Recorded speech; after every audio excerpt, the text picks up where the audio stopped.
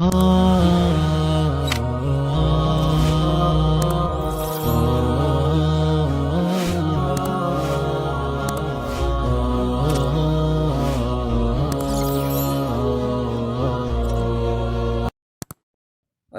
علیکم ورحمۃ اللہ وبرکاتہ۔ جب گھروں کا ماحول دینداروں والا ماحول ہوتا ہے، دینداری ہوتی ہے والدین کے اندر، گھر کے اندر قرآن پاک کی تلاوت ہوتی ہے، نمازوں کا اہتمام ہوتا ہے، ذکر و اذکار کا اہتمام ہوتا ہے، تو اللہ تعالیٰ پھر اس گھر کے اندر خیر اور برکتیں بھی نازل فرماتے ہیں۔ پھر اس گھر کے اندر ایسے ایسے اللہ کے ولی بھی جنم لیتے ہیں۔ انہی میں سے ایک اللہ کے ولی، بہت بڑے عالم، بہت بڑے متقی پرہیزگار حضرت بختیار کاکی رحمہ اللہ ہے، جن کا واقعہ آپ کے ساتھ میں شیئر کرنا چاہتا ہوں۔ فرماتے ہیں کہ جب حضرت پیدا ہوئے تو پیدا ہونے کے بعد رونے لگے۔ ہر ایک بچہ پیدا ہوتا ہے تو روتا ہے، لیکن ان کا رونا کچھ مختلف تھا۔ رو رہے ہیں، خاموش ہونے کا نام ہی نہیں ہے۔ والدین پریشان ہوئے، بھائی اس کے پیٹ میں درد ہے، جسم کی تکلیف ہے، کیا مسئلہ ہے جو چپ ہونے کا نام ہی نہیں لیتا۔ والدین ڈاکٹر کے پاس لے کر گئے، حکیموں کے پاس لے کر گئے، ہر طرف سے اس کے خاموش ہونے کی کوئی دوا نہیں ملی۔ چنانچہ وہ ایک اللہ والے کے پاس لے کر گئے اور ان سے یہ اپنی ساری پریشانی شیئر کی کہ یہ مسئلہ ہے، بچہ جب سے پیدا ہوا ہے خاموش ہونے کا نام ہی نہیں لیتا، آپ کچھ دم فرما دیں، شاید اس سے خوش ہو جائے اور خاموش ہو جائے۔ تو حضرت بختیار کاکی رحمہ اللہ کے والدین جب کسی اللہ والے کے پاس لے کر گئے تو انہوں نے تھوڑی دیر اس بچے کو اٹھایا گود میں، اور پھر اس کے بعد انہوں نے تلاوت شروع کر دی۔ قرآن پاک کی جب تلاوت شروع کی تو بچہ آہستہ آہستہ خاموش ہونے لگا۔ تھوڑی دیر کے بعد دیکھا بچہ بالکل خاموش، سکون سے لیٹ گیا۔ آپ نے تلاوت جب مکمل کی، خاموش ہوئے تھوڑی دیر، تو بچہ پھر رونے لگا۔ اب انہوں نے پھر تلاوت کی تو آہستہ آہستہ بچہ پھر خاموش ہو گیا۔ چنانچہ ان کے والدین نے پوچھا کہ حضرت یہ کیا ماجرا ہے؟ تو حضرت نے فرمایا کہ یہ قرآن پاک کی تلاوت سے مانوس ہے، اس کو جب بھی آپ تلاوت سناؤ گے، قرآن پاک سناؤ گے تو یہ خاموش ہو جائے گا۔ اس کے رونے کا اور اس کے خاموش ہونے کا راز ہی تلاوت کلام پاک ہے۔ چنانچہ والدین گھر لے کر آئے اور پوچھا کہ یہ کیا ماجرا ہے؟ تو اس کی والدہ نے کہا کہ میں جب امید سے تھی تو میں جب گھر میں کام کرتی تھی، کھانا پکانا ہے، برتن دھونے ہیں، یا اسی طرح دیگر جو گھریلو کام ہوتے ہیں، کہہ رہی ہے جب میں کام کرتی تھی تو اس کے ساتھ ساتھ میں قرآن پاک کی تلاوت بھی کرتی رہتی تھی، تو شاید اسی قرآن پاک کی تلاوت کی آواز سے یہ مانوس ہو گیا تھا۔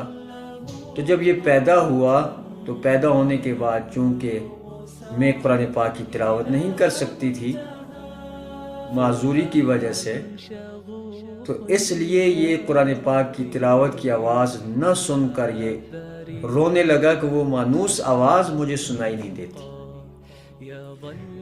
چنانچہ یہی بچہ وقت کا بہت بڑا شیخ الحدیث بنا، بہت بڑا اللہ کا ولی بنا، اور حتیٰ کہ فرماتے ہیں کہ جب ان کے انتقال کا وقت آیا، جب یہ انتقال کر گئے، فوت ہو گئے، تو ان کے جنازے میں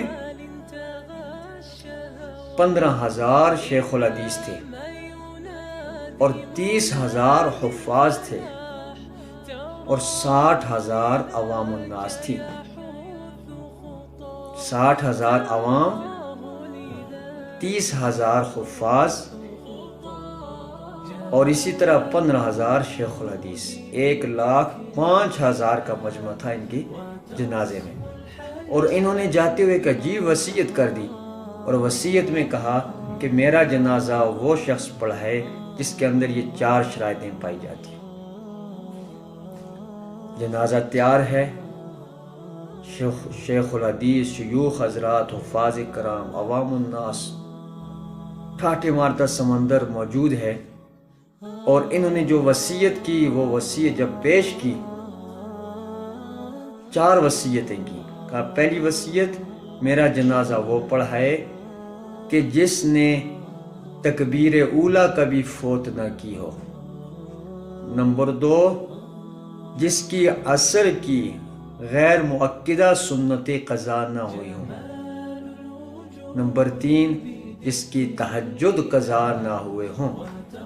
اور چوتھا کہ جس نے کبھی غیر محرم کو نہ دیکھا ہو۔ جب یہ شرائط، یہ ان کے جب وصیت کا اعلان ہوا تو پورا مجمع سناٹے میں تبدیل ہو گیا۔ 15,000 شیوخ، 30,000 حفاظ، 60,000 عوام الناس میں سے ایک بندہ ایسا نہیں تھا کہ جو ان 4 شرائطوں پر اتر سکتا اور آگے بڑھتا کہ میں ان کا جنازہ پڑھاؤں۔ بالکل سناٹا چھا گیا۔ تو مختصر آپ کو میں ان 4 جو شرائط ان کی تھوڑا سا وضاحت بھی کر دوں کہ جس کی تکبیر اولیٰ فوت نہ ہوئی ہو۔ تکبیر اولیٰ کہتے ہیں کہ جو بلوغت کے بعد جس کی کوئی ایک نماز بھی امام صاحب کے ساتھ پہلی جو تکبیر ہوتی ہے تکبیر تحریمہ، کہ وہ تکبیر تحریمہ بلوغت کے بعد کبھی فوت نہ ہوئی ہو، یعنی 5 نمازیں تکبیر اولیٰ کے ساتھ پڑھتا ہو۔ اور اس طرح تہجد تو آپ جانتے ہیں کہ جن کی تہجد قضا نہ ہوئی ہو۔ اور تیسرا فرمایا کہ بلوغت کے بعد کبھی کسی غیر محرم پر نظر نہ پڑی ہو۔ اتنی پابندی کون کر سکتا ہے؟ اسی طرح عصر کی غیر مؤکدہ سنتیں، یعنی پڑھنے پر ثواب نہ پڑھے کوئی گناہ نہیں، لیکن ان کا بھی اہتمام جس کو ہوگا وہ میرا جنازہ پڑھائے گا۔ چنانچہ کافی دیر کے بعد ایک شخص اپنے منہ پر کپڑا لپیٹے ہوئے مجمع میں سے آگے بڑھتا ہے، اس کے جنازے کے پاس کھڑا ہوا اور کہا کہ بختیار، یہ میرا اور میرے رب کا راز تھا، اگر تو نے یہ وصیت نہ کی ہوتی تو یہ راز کبھی فاش نہ ہوتا۔ اس مجمع میں سے کوئی ایک بھی آگے بڑھ جاتا تو میں کبھی بھی آگے نہیں بڑھتا، لیکن تو نے جاتے جاتے میرا یہ راز فاش کر دیا۔ اور پھر وہ روتے ہوئے کہنے لگا کہ الحمدللہ بلوغت کے بعد آج تک میری تکبیر اولیٰ فوت نہیں ہوئی، بلوغت کے بعد آج تک میری تہجد فوت نہیں ہوئی، بلوغت کے بعد آج تک میں نے کسی غیر محرم پر نگاہ نہیں اٹھائی، بلوغت کے بعد آج تک میری عصر کی غیر مؤکدہ سنتیں قضا نہیں ہوئی۔ اب آپ بھی حیران ہوں گے کہ یہ کون شخص ہے، کون خوش نصیب ہے۔ یہ نہ حافظ تھا، یہ نہ عالم تھا، نہ یہ شیخ الحدیث تھا۔ بتاؤں وہ کون تھا؟ وہ اس وقت کا بادشاہ تھا، اس وقت کا بادشاہ تھا۔ اس وقت کے بادشاہوں کا یہ تقویٰ تھا، عبادت اور اللہ کی ریاضت میں اتنے منہمک ہوتے تھے کہ ان کی بادشاہت انہیں اللہ کی سامنے سربر سجود ہونے سے نہیں روکتی تھی۔ اور اس کا نام شمس التمش تھا۔ فرمایا کہ اس نے پھر اپنے چہرے سے نقاب اٹھایا، کپڑا ہٹایا اور کہا کہ میں آپ کا خادم الشمس التمش ہوں۔ اور پھر انہوں نے اس کا جنازہ پڑھایا، اور جنازہ پڑھانے کے بعد انہیں دفن کیا گیا۔ تو جب حکمران اس طرح کے ہوں گے تو رعایا بھی پھر ایسی ہی نیک اور متقی اور پرہیزگار ہوگی۔ اس واقعے سے ہمیں یہ سبق ملتا ہے کہ